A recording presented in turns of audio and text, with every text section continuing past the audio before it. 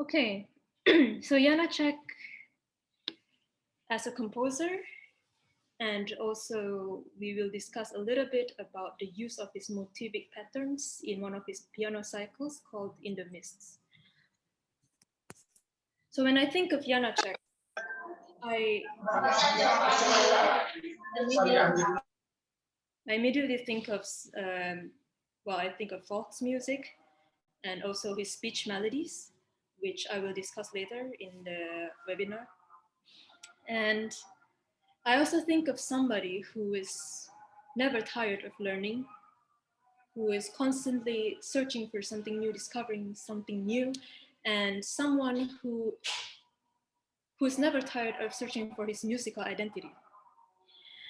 And also, he is a composer who is always longing for artistic recognition, especially from the Prague society. So, who is Janacek? He's born in Hochwald, Moravia, as I've mentioned earlier. This is at that time it's not yet Czech Republic, but it's a part of the Austro-Hungarian Empire, and now it's part of the Czech Republic. He was a teacher, choral director, conductor, composer, and musical events organizer. So you can see he is pretty much occupied with a lot of things. And yeah, he did a lot in his life. You see, he went to choral singing and organ playing, occasional organ playing at the age of 11. He went to Prague Organ School, and then he went to Vienna and Leipzig Conservatory, the famous Hochschule für Musik, Felix Mendelssohn Bartholdy. And then that was the time when he was actually already chosen as a music teacher at the Bernos Teachers Institute. And he was actually also already voted choir master of the Bezeda Philharmonic Society. But he didn't stop there. He wanted to know and learn more. So he went to study with Franz Kren in Vienna Conservatory and also piano, organ, and composition at the Leipzig Conservatory. After his studies there, he founded and appointed director of the organ school until 1919 in the Brno Conservatory. And he retired teaching when he was 71 years old. And by that time, he was still given first honorary doctorate by Masaryk University in Brno. And unfortunately, he gained his fame and artistic recognition quite late. He was already in his 60s by then, but he still continued to compose 4 major operas and also some of his important chamber music works, including 2 string quartets. It's interesting to know that actually in the second half of the 1870s, he wanted to be a concert performer instead of a composer. And this was actually strongly influenced by one of his piano teachers. But then after he studied in Leipzig in 1879, he realized that it was not his path and he chose to be a composer instead. So Janacek's recognition, it's quite a story. In the first decade of the 20th century, he is still yearning for artistic recognition in Prague. He destroyed some of his works, but others remain unfinished. And May 1916, it's like the turning point in Janacek's life. Why? Because one of his opera called Genova was finally premiered by the National Theatre after being rejected once in spring 1903. And previously, actually, there were already several failed attempts to have his opera being produced by National Theatre in Prague. So imagine how he must have felt back then. You know, he has done so much. As you can see, he has studied so much, tried so hard to be recognized by the society in Prague, but he could taste his success only when he reached his 60s, which was when the National Theatre finally agreed to produce his opera called Genova. Imagine how he must have felt back then, like how hopeless he could have felt, how doubtful of himself he could have felt. And he should have felt that everything is a failure, that he is useless, that if he's doing the right thing all of those years. And I would like to show you a quote from Janacek. Here. I feel as though I were living in a fairy tale. I compose and compose as though something were urging me on. This was written in a letter to Joseph B. Forster after the premiere of Geneva. So he was very happy, of course. And naturally, his artistic recognition increased after the premiere of Geneva. But before that, see what did he write? I had become convinced that no one would ever notice anything of mine. I was quite down. My pupils had begun to advise me how to compose and how to orchestrate. I now feel that my life is beginning to have some purpose, and I believe in my mission. But even after his fame and recognition after the Rumba, he didn't stop creating music, discovering something new. He still kept on learning, and he still kept on composing.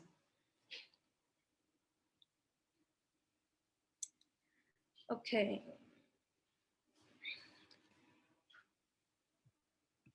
So the next thing is about speech melodies. This is a very important aspect in Janacek's music, besides the folk music. Um, so what is speech melodies? It's, Janacek in his life, he went to the villages, to the countryside, to notate how the how the people sing their folk music and how people dance.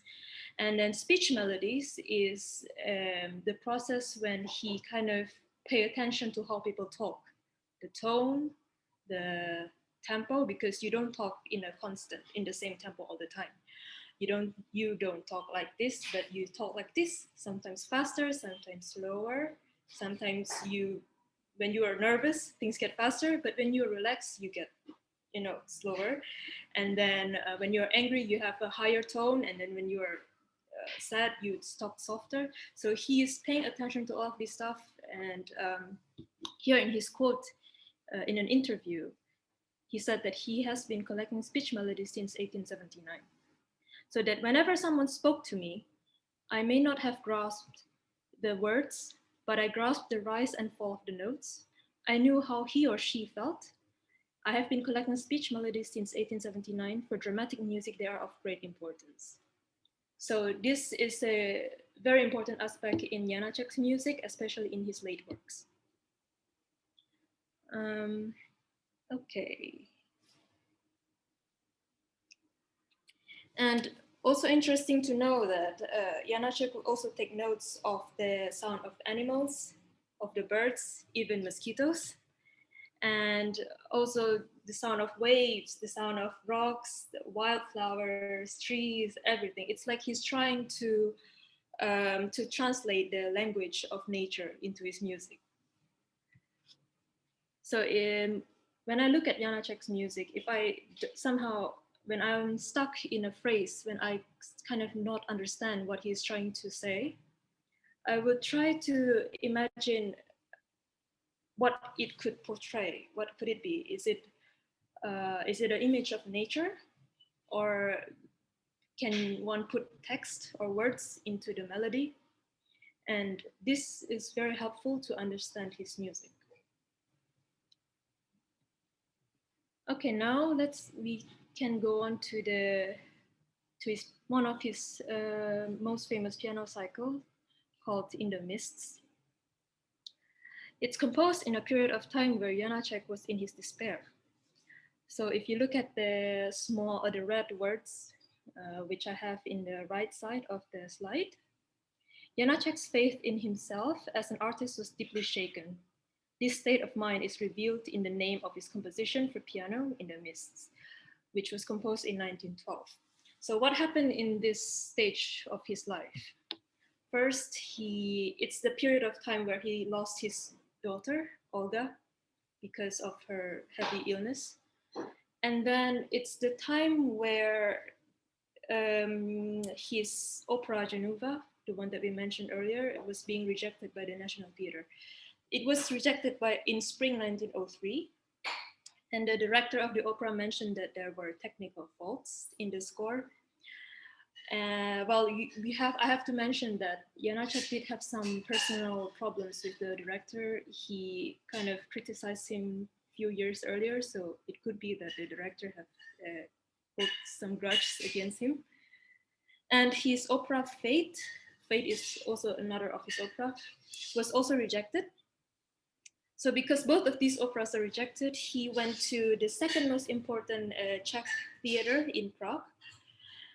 And then the conductor there was interested in Fate, but he would like to change the libretto. Libretto is the text. So Janacek tried to search for help from several partners, but no positive result came. So finally, the score was just left lying there for like 7 years. And then Janacek kept on waiting and waiting, but nothing happened. So in the end, he sued the theater, but unfortunately, the case never came to anything. So sadly, he had to forget the piece, and the opera Fate was premiered only after his death. And he composed In the Mists during this period of time when he was feeling very miserable, when everything just didn't work and he lost his daughter and everything. So the word In the mists might refer more to his psychological state rather than images about nature, because we mentioned earlier about him taking notes of the sound of nature. And yeah, because he's in so much despair in this time, so mist could resemble his doubtfulness about himself, that everything is unclear, why is this happening to me, and everything is vague. Anyway, he submitted this composition to a competition held by Friends of the Arts Club in Brno and was later commended. It was published by the same club in 1913, and one could hear the influence of Debussy's Impressionism. It was also premiered by Marie Dvorakova in December 1913. But sadly, again, the press didn't mention much about this premiere, other than a brief note that the performance had taken place. And interests in this piece grew only about 10 years after its premiere, when revisions were made already. Okay. Now I would like to go to the piece. I will exit.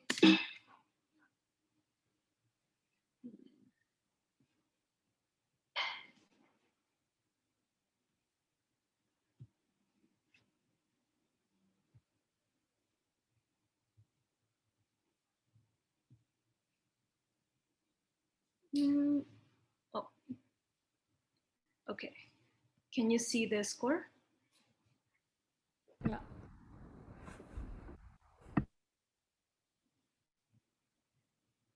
All right. So I would go through a little bit. I will emphasize some motivic patterns in each of the movements, because of course we won't have time for everything. But these are the things that I find interesting, that I find important. So I would start with the third movement of the piece. There are 4 in total. In the third movement, the repetition figure forms an important part of the piece. So in the beginning, it appears as something very sweet and very lovely. I will play I'll play the beginning of the phrase.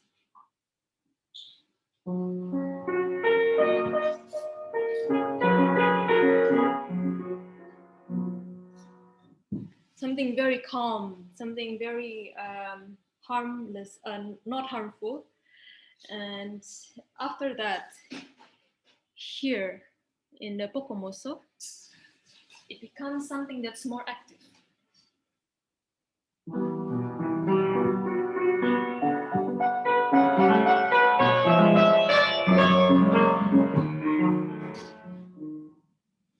And after that, in the next page, we have the same theme coming again in tempo 1. And in bar 36, we have the same motif. The square should continue until F here, and the F sharp. But there's a slight difference where the last note and the second last note is prolonged. So instead of an 8th note, he wrote 2 quarter notes.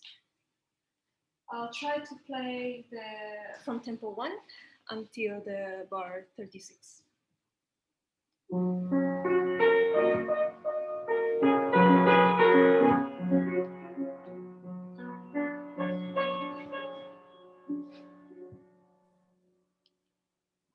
This is like a question, a comma, and nobody knows that actually what comes after that is a storm.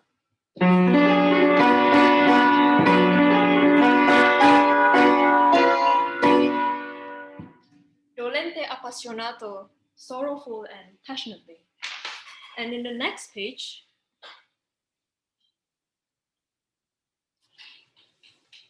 if you look at the square here, it's even more horrible.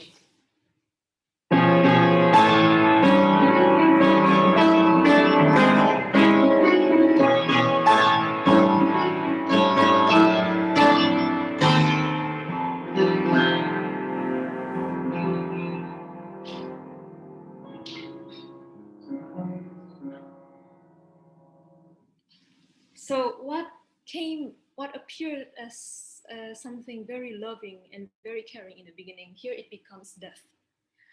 And now I would like to let you listen to the music. For this piece, I will take the performance from YouTube.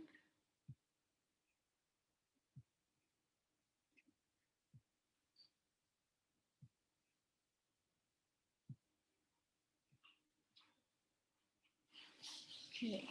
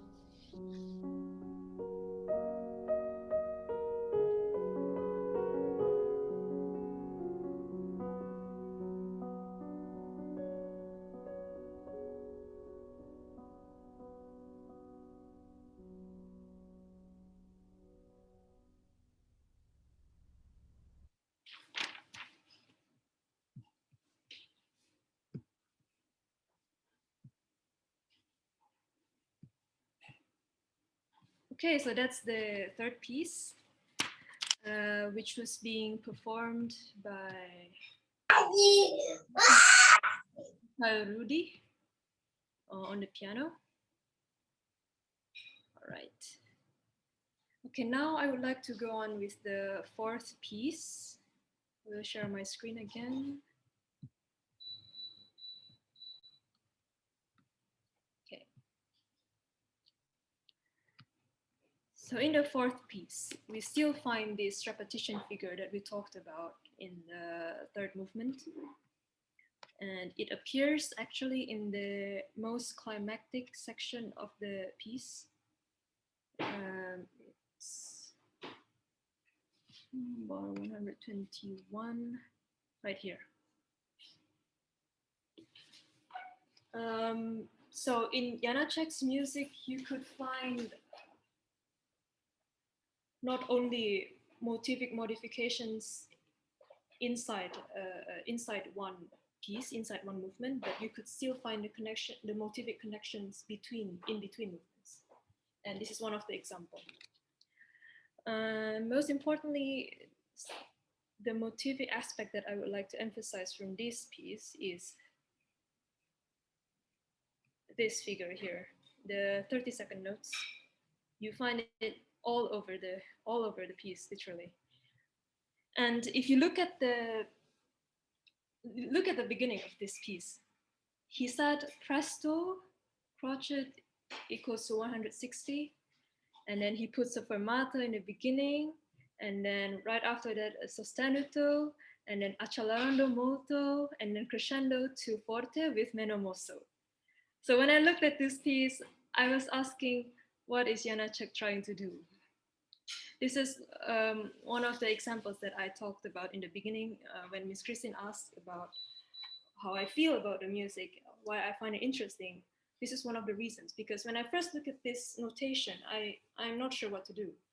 But then I figured out perhaps it could be his way of notating how people speak, because we don't speak in the same tempo.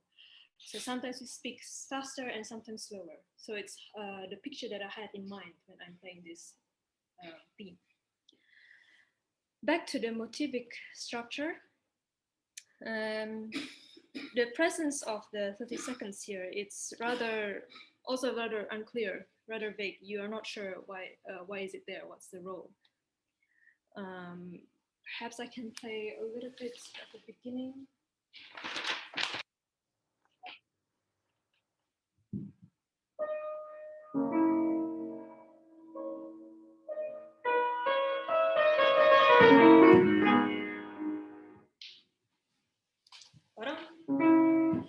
Also sound to me like a guitar, could be, because he's also Fox music played a big role in his life. And this figure becomes something which interrupts a big melodic flow in bar 61 here. So we have a very long line finally here, expressive phrase, but it's interrupted by this figure in particular, which is kind of a variation from the 30-second motivic figure that we looked at in the beginning.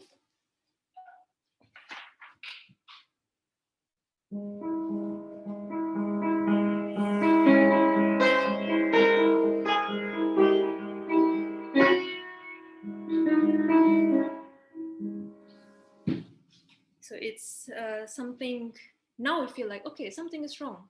This is something strong and something, it could be something dark. And then in the next part,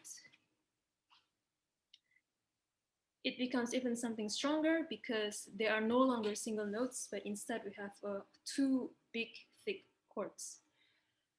And in the next climactic section, here, this is like a build up to the climax here.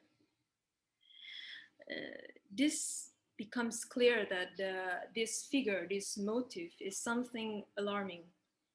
I can play this section for you.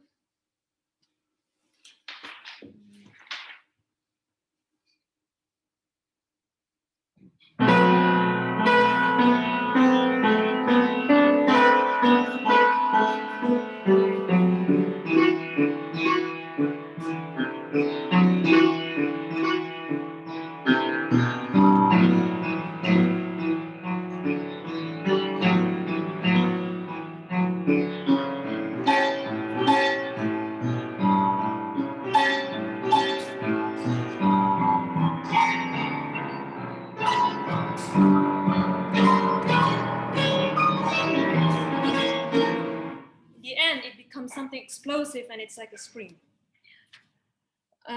Okay, so now I would like to play my own recording of this movement.